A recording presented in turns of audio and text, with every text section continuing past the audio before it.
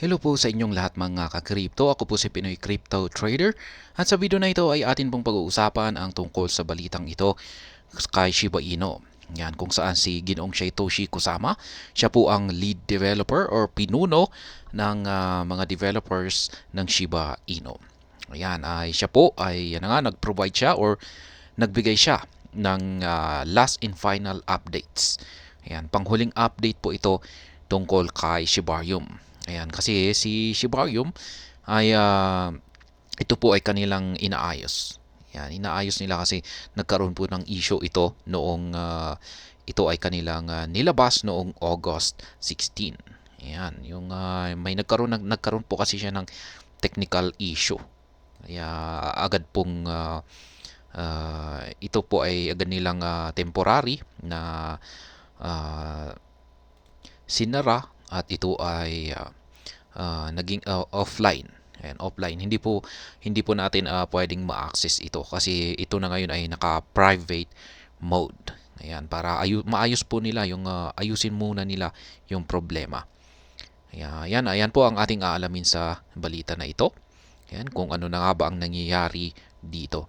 At ayan, bago po tayo magpatuloy ay nais ko po munang bigyang linaw ang aking disclaimer kung saan ang nilalaman po ng video na ito ay hindi po ito isang financial advice.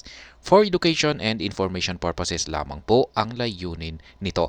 Nais ko na rin pong magbigay babala na wala pong kahit anumang group chat ang Pinoy Crypto Trader. Kaya ayan po mga ka-crypto, sana po ay isa itong magandang balita. Ang last and final updates, ibig sabihin ay nalalapit na ang relaunch. Yan, muling paglalabas sa publiko ng Shibarium. At ayan po mga ka-crypto, ang sabi dito ay Satoshi Kusama, the lead developer of the Shiba Inu network, released the Shibarium scaling final update. Ayan. According to the provided information, Shibarium has been confirmed to be live and functioning well. Ayan, live na po ang Shibarium. Ayan. At functioning well. Ibig sabihin ay maayos na po itong gumagana. Yan, ang operation na po nito ay normal. Yan, maayos. Ayan, ibig sabihin ay naayos na po nila yung naging technical issue nito. Yan nga, kung pag nasubaybayan natin yung mga previous na mga updates ni Ginoong Satoshi Kusama ay sinabi pa niyang mas in-improve nila. Yan, ina-upgrade po nila ang Shibarium. Kaya mas maganda. Mas maganda na yung mga features nito, yung mga system nito, yung capacity nito. Ayan, yung naging problema po kasi dito ay yung kanyang capacity.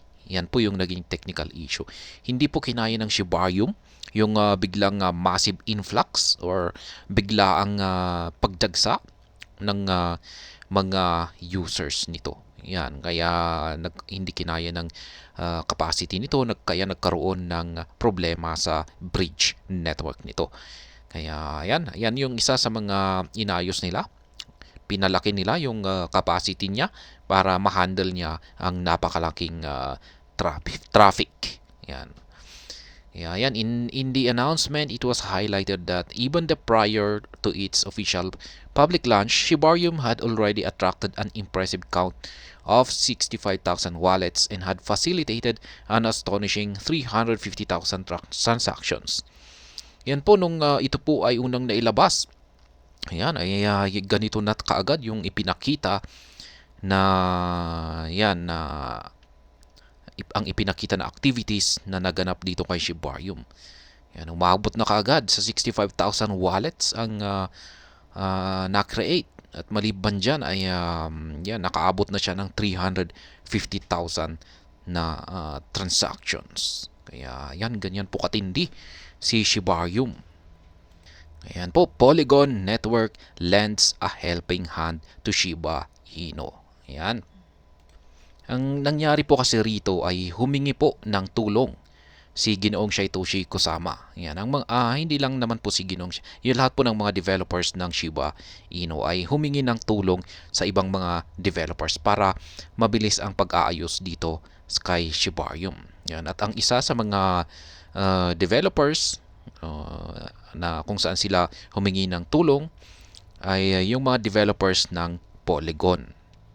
Kaya yan po, labis po na nagpapasalamat si Ginoong Satoshi Kusama at ang kanyang team sa mga tumulong na mga developers sa pag-aayos dito kay Shibarium. Kaya yan, sabi ni Ginoong Satoshi Kusama na papangalanan daw po niya yung mga developers na ito bilang isang pasasalamat. At ito po yung X post. Yan, Twitter po ito, Twitter post dati. Pero pinalitan po yung pangalan ng X. Kaya ito po yung post or pahayag ni Ginoong Satoshi Kusama. Yan, sabi niya dito ay Shibarium Scaling Final Update. Yan nga, Shibarium is live, sabi niya, and operating well. Stats of as of now, so far before this announcement, we have accumulated over 65,000 wallets. Yan, yung binanggit po natin kanina. Kaya yan po mga ka-crypto, live na po si Shibarium ngayon. Maayos na po ang Shibarium. Kaya mukhang ngayon na makakabawi ang market price ni Shiba Inu. Kaya yan, tutukan na rin natin yung ating yung ating trading charts. Ayan, dito kay Shiba Inu. At ayan po mga ka-crypto, nandito po tayo sa daily chart time frame ni Shiba Inu. Nakikita po natin dito na ang market price ni Shiba Inu ay nandito pa rin, naglalaro pa rin dito sa ilalim ng 869. Yan, na mga resistance line natin. Kaya yan, update lamang po natin yung mga kulay. At ayan po mga ka-crypto, nakikita po natin dito na mukhang nagsa-sideways ang galaw ni Shiba Inu. Ayan, nagsa-sideways siya. Pero yan yung dalawang indicators natin ay nagpapakita pa rin ng bearish signal. Ayan, at mukhang wala pa tayong nakikita na bullish signal or posibleng reversal ng market trend nito.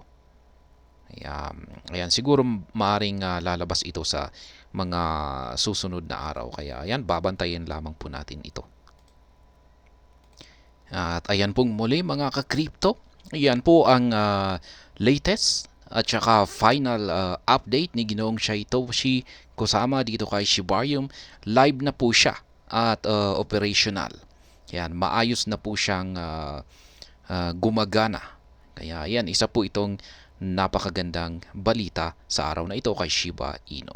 At ayan, hanggang dito na lamang po tayo sa video na ito. Sana po ay inyong nagustuhan ang aking paliwanag dito. Kung inyo po itong nagustuhan ay pakiclick lamang po ang like button nito. Para naman po sa mga bago lamang dito, kayo po ay aking inaanyayahan para mag-subscribe. Pakiclick na rin po ang bell icon nito. Dahil ito po ang siyang magsisilbing notification nito sa mga bago kong videos na akin pong ina-upload sa aking YouTube channel na ito.